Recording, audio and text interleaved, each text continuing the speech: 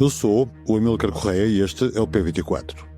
Estados Unidos atacam, Irão retalia e a guerra continua até quando? Pela 11ª noite consecutiva, os Estados Unidos atacaram a capital iraniana e regiões mais a sul, próximas do Estreito de Hormuz. A batalha entre os Estados Unidos e o Irão está mais próxima de uma escalada do que de uma solução diplomática. Washington tem atacado infraestruturas civis e Teherão tem provocado baixas entre soldados norte-americanos em bases em países do Golfo.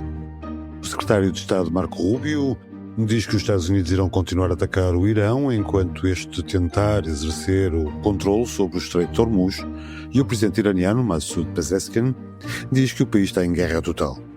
Esta guerra que ambas as partes pretendem prolongar vai adquirir maiores repercussões económicas na certa caso os Houthis do Iémen, apoiados pelo Irão, bloqueiem totalmente a rota do Mar Vermelho como percurso alternativo para o petróleo, em particular para o da Arábia Saudita.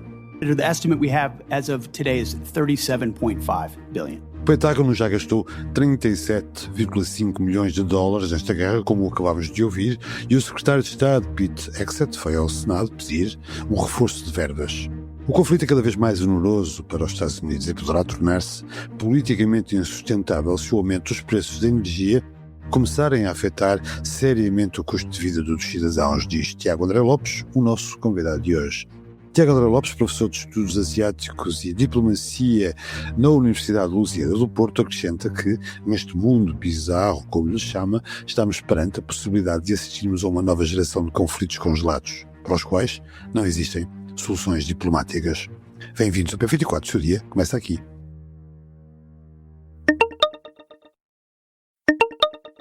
Tiago André Lopes, obrigado por ter vindo novamente a este P24. Começo por lhe perguntar o seguinte: o Irão não parece estar desesperado por um acordo de paz, contrariamente ao que diz o Presidente dos Estados Unidos. Os seus ataques em bases dos Estados Unidos nos países da região têm sido fatais. Vários soldados dos Estados Unidos têm morrido nos últimos dias.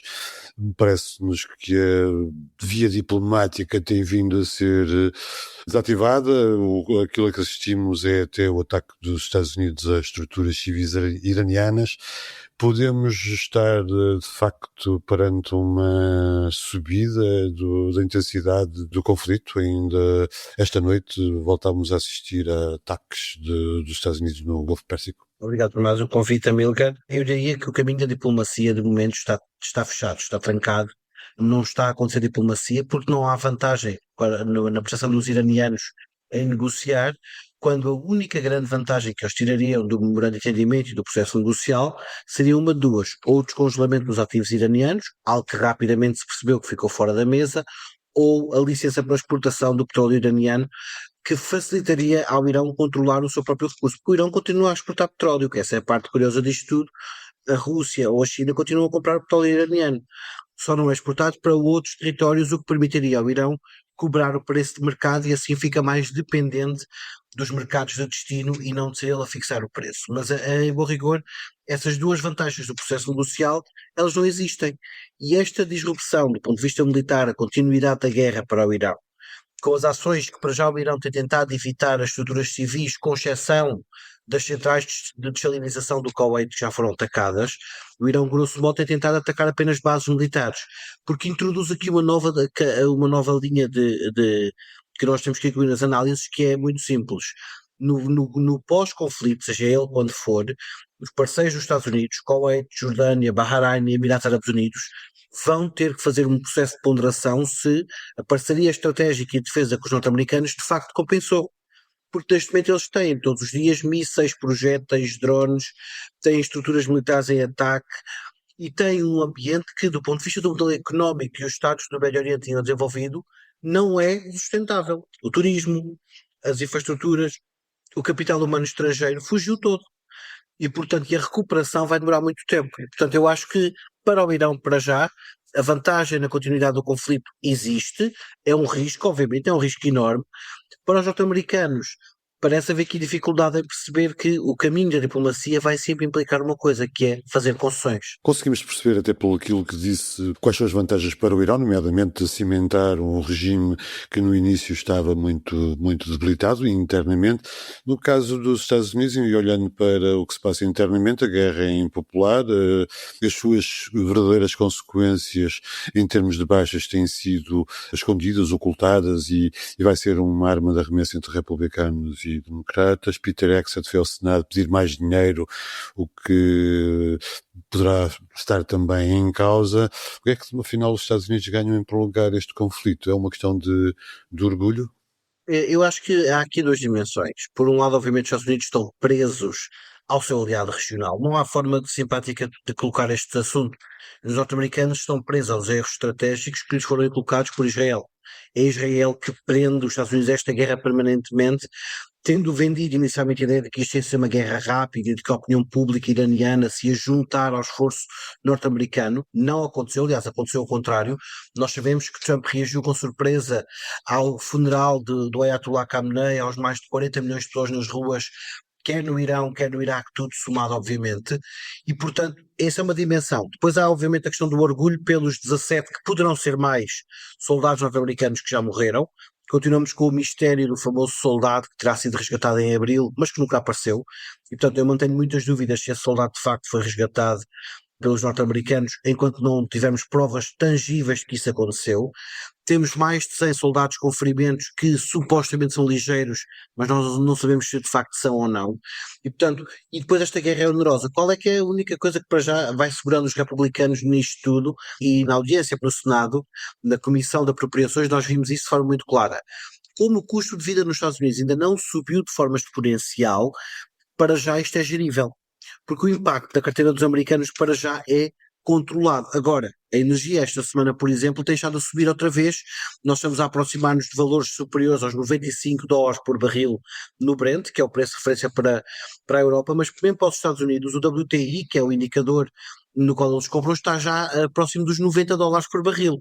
E portanto, tendo em conta e há uma semana atrás estava abaixo dos 80.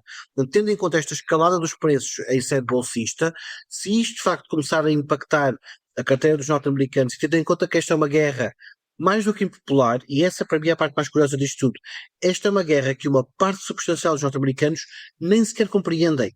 Eles nem são contra nem a favor, eles não compreendem porquê, para quê, qual o motivo, qual o propósito. Portanto, todos os estudos de opinião que têm saído dão uma larga margem de norte-americanos que respondem o "we don't know", porque eles não têm noção de porque é que a guerra começou, e obviamente que agora que a PITEC-7 pediu um reforço do orçamento do Departamento de Guerra de 1,5 bilhões de dólares, que em língua inglesa são os trillions, isto é uma monumentalidade aquilo que foi pedido, vai implicar cortes nos outros departamentos, é a partir daí que o custo da guerra vai começar de facto a impactar os norte-americanos.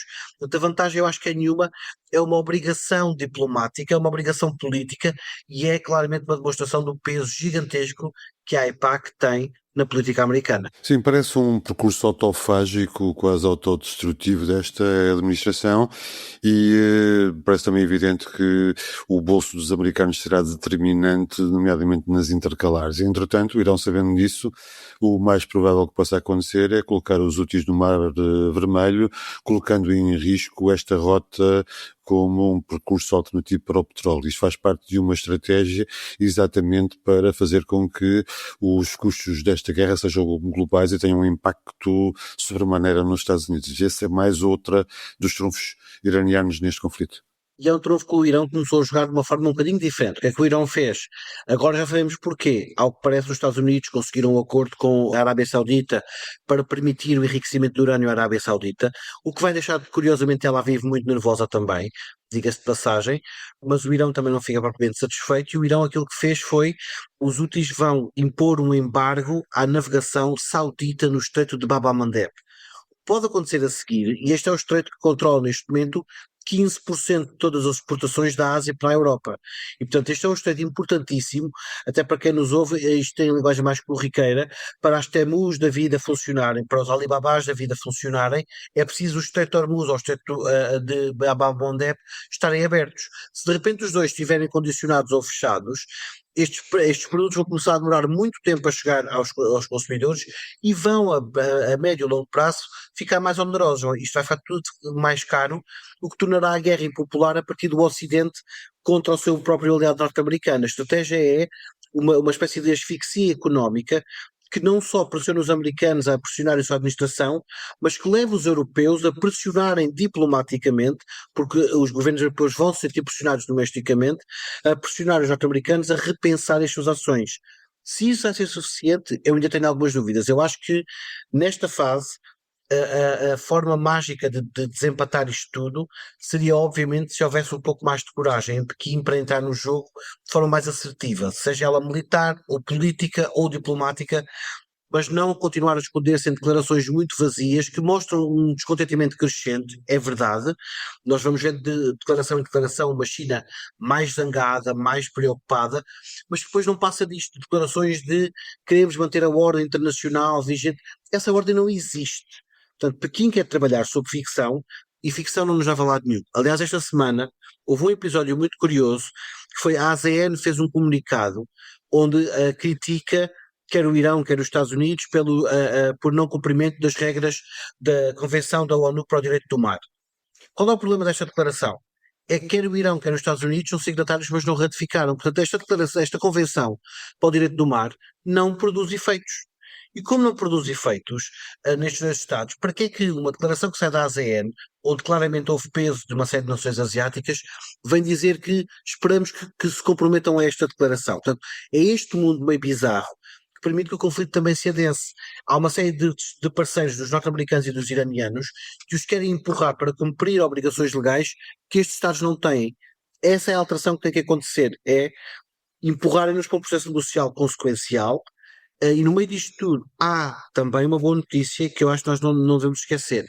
O facto do Qatar e do Paquistão terem-nos apresentado um novo processo em que pedem um cessar-fogo de 10 dias, onde será depois explorado um caminho para reativar o memorando de entendimento, e o facto de nesse processo o Irão enviar uma delegação com o seu ministro da Administração Interna até ao Paquistão para conversar sobre a operacionalização do processo, eu acho que é positivo. Infelizmente, até o momento, as indicações que nós temos da Casa Branca é de que não há interesse nesses 10 dias de cessar-fogo, mas veremos, porque a Casa Branca tem mudado de azimuth com alguma velocidade. Sim, com a mesma velocidade com que a temperatura muda no Texas. Tiago, eu vou pegar em algumas expressões suas, um mundo bizarro e um cessar-fogo que aparentemente ninguém quer, e dou um salto para a Ucrânia ou para a Palestina. Olhando para todos estes casos, podemos temer, temos razões para achar que eles se podem transformar naquilo que geralmente na gíria se chamam conflitos congelados, que não têm resolução e que permanecem ativos e ali perenes. Eu temo que no caso da Ucrânia isso possa acontecer se não houver um processo diplomático robusto e com alguma celeridade. Porque não há Qatar e Paquistão no caso ucraniano ou no caso até palestiniano. Não, porque a Turquia desapareceu, ou seja, a Turquia na questão da Ucrânia desapareceu. E isso, enfim, é perigoso porque não há outros Estados a fazer mediação, e há aqui um outro problema, e esse é o problema que nós europeus temos que resolver muito rapidamente, que é uma luta de egos que impede a diplomacia de acontecer. Nós vimos há quase um mês atrás a discussão sobre a ineficácia de Kaja Kallas porque não tinha feito pontos com a Rússia. Depois António Costa, presidente do Conselho Europeu, tentou fazer essa ponte, foi criticado porque fez a ponte. E Macron e Keir Starmer, e na altura até o chanceler Merz da Alemanha, eu dizer não, quem tem que fazer isto são os Estados esses que depois não fazem essa ponte. O problema é que toda a gente quer que a solução apareça, mas toda a gente no momento da solução quer ser a pessoa que tira a fotografia, quer ser a pessoa que aperta a mão. E enquanto nós estivermos a pensar em diplomacia numa lógica egoísta de agendas políticas unipessoais, em que em vez de se pensar no coletivo europeu se pensa se vai ser a França ou a Itália a capitalizar com o acordo de paz, essa lógica é entrópica, isso não vai produzir nada. E isso é um problema que de facto torna tudo isto bizarro e muito disfórico e leva a opinião pública a ficar cansada destes processos, desacreditando-se dos processos e dando curiosamente razão ao Donald Trump sobre a ineficácia e a inoperância das organizações internacionais que mergulham nestes egos pessoais de políticos carreiristas. E, portanto, esse é um problema, eu acho que é um problema sério para a estabilidade internacional. No caso da Ucrânia ainda em particular, antes de irmos ao outro caso, há ainda um outro problema, é que a Ucrânia já percebeu, e isso é um drama desde o ano passado, que o apoio financeiro europeu é cada vez menor, porque os Estados europeus não têm capacidade a médio prazo de manter este apoio, e pior, o apoio à guerra na Ucrânia começa a levar a derrotas eleitorais em alguns Estados. Nós já tivemos transformações eleitorais da Bulgária, da Eslováquia, da República Checa. Veremos o que é que acontece eventualmente na Roménia quando o Sr. Presidente permitir que as eleições aconteçam. Já vimos a própria Polónia mudou politicamente nos últimos tempos e, portanto, o custo da guerra pode obrigar a uma negociação mais atabalhoada, mais à pressa, e o mau acordo pode vir a levar a uma guerra que venha a aparecer mais à frente. O caso da Palestina eu acho que é mais grave. Nós estamos a ver o estrangulamento da questão palestiniana com a apropriação de território na faixa de Gaza e na Cisjordânia. Há agora a notícia desta semana que Israel estará a construir uma espécie de uma divisória para partir a faixa de Gaza a meio e ficar já com metade dentro do Estado de Israel. Houve nas últimas 3 semanas a validação legal para a construção de novos colonatos da parte de Israel e, grosso modo, do lado do Ocidente, nós continuamos com este silêncio ensurdecedor de quem não se consegue mexer porque não quer. Depois há um outro problema e eu acho que isso a prazo pode vir a gerar algum desconforto. Há uma clara crise que não é só diplomática, é geracional. Há uma geração que, ainda muito presa às memórias traumáticas da Segunda Guerra Mundial, acha que não se pode tocar no Estado de Israel. E que não percebe que o atual Estado de Israel não tem uma espécie de carta branca permanente para fazer tudo, por tudo o que de dramático aconteceu nos anos 40 e nos anos 30 do século XX. Isto não é uma extensão por desculpa, porque se assim fosse, os povos que foram colonizados pelos Estados europeus, Portugal, Itália, França, Alemanha e Espanha, podiam fazer o mesmo. Nós entramos nestas lógicas de, por um acto dantesco de uma geração anterior, as gerações vindouras ficam bloqueadas politicamente. Então o mundo enquanto sociedade global desaparece. E, portanto, eu acho que esse é um problema e nós estamos a ver isso. Nós estamos a ver a morte e a asfixia lenta da causa palestiniana com a complacência ocidental, mas que leva a outro, e termino com isto, é um outro efeito que tem sido muito menos reportado, também porque não há tempo, porque o mundo está muito acelerado, mas que é muito visível. Infelizmente, os israelitas já sentem dificuldade quando vão ao estrangeiro em viagem. Há centenas de episódios nas redes sociais de israelitas que são mal recebidos em hotéis, em bares, em lojas, em ruas, porque a opinião pública neste momento está muito polarizada e, acima de tudo, porque não percebe a ineficácia e a incapacidade das elites políticas de decidirem. A última reunião que houve no Conselho Europeu para a suspensão do acordo comercial da União Europeia com Israel, teve apenas 2 Estados contra isso, e foram os 2 Estados que mais legado têm neste assunto, a Alemanha e a Itália, e isso é um problema. Tiago, obrigado por ter vindo a este P24, mais uma vez, para falar sobre este mundo bizarro. Obrigado, eu. O podcast P24 tem sido assegurado por mim e pelo meu colega Manuel Carvalho, mas chegou a hora de o transformar e de lhe dar um novo rosto. O seu podcast matinal vai mudar de figurino e de nome já a partir da próxima segunda-feira. O Ruben Martins, afinal foi ele quem começou com tudo isto, conta-lhe tudo no episódio da manhã. Obrigado por ouvir o P24. Voltamos amanhã. Para não perder os novos episódios, subscreva este podcast do Público na sua aplicação preferida. Para além deste programa, há mais para descobrir em público.pt/podcasts. O Público fica no ouvido.